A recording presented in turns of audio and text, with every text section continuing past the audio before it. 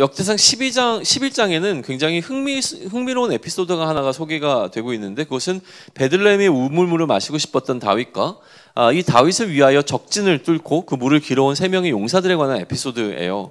그러니까 이 이야기는 다윗에게는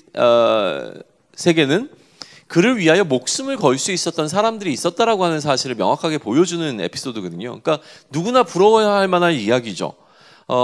나를 위해서 목숨을 걸어줄 수 있는 친구들이 있다라고 하는 사실은 굉장히 든든하게 나를 따뜻하게 만들어주는 사건일 겁니다.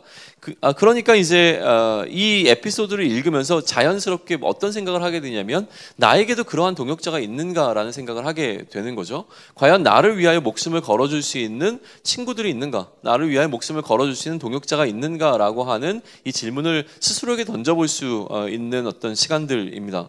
그러나 우리의 돌아봄이라고 하는 것은 거꾸로 이렇게도 이어져야 된다는 생각을 하는 거죠. 뭐냐면, 내가 누군가를 위하여 나의 목숨을 기꺼이 내어줄 수 있는가 에서부터 이 질문을 던져보면 좋겠습니다. 내가 누군가를 위하여 나의 목숨을 던질 수 있을 때, 나의 목숨을 기꺼이 내어줄 수 있을 때, 누군가도 나를 위하여 그의 목숨을 기꺼이 내어줄 수 있다라고 하는 사실을 기억하면서 이 두 가지를 함께 생각해 볼 수 있으면 좋겠습니다.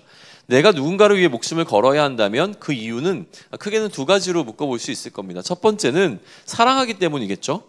이것은 성경이 계속 우리에게 알려주고 있는 명령이기도 합니다. 두 번째는 그렇게 누군가를 위하여 목숨을 걸어야 하는 것이 나에게 주어진 사명이라고 하는 사실을 기억해야 합니다.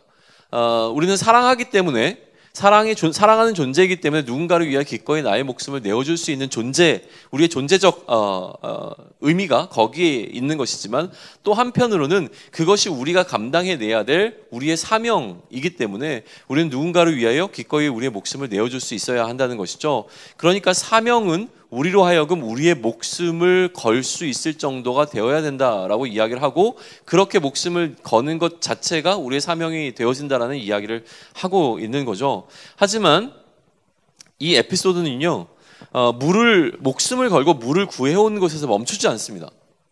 다윗은요, 이 물을 마시지 않았어요. 목숨을 걸고 구해온 물을 마시지 않은 다윗은요, 자신의 동역자들을 자신의 유익을 위해서 사용하지 않겠다라고 하는 자신의 결단함을 보여주는 사건으로 이것을 다루고 있습니다. 무슨 얘기냐면, 나를 중심으로 생각하면 내 주변의 사람들은 결국 나를 위해서 존재하는 사람들입니다. 나의 중심성을 갖고 바라보게 되면 내 주변에 있는 모든 사람들은 결국 나에게 유익을 줘야 되고 나를 위해서 어떤 필요에 의해서 존재하는 사람들이 되는 거예요.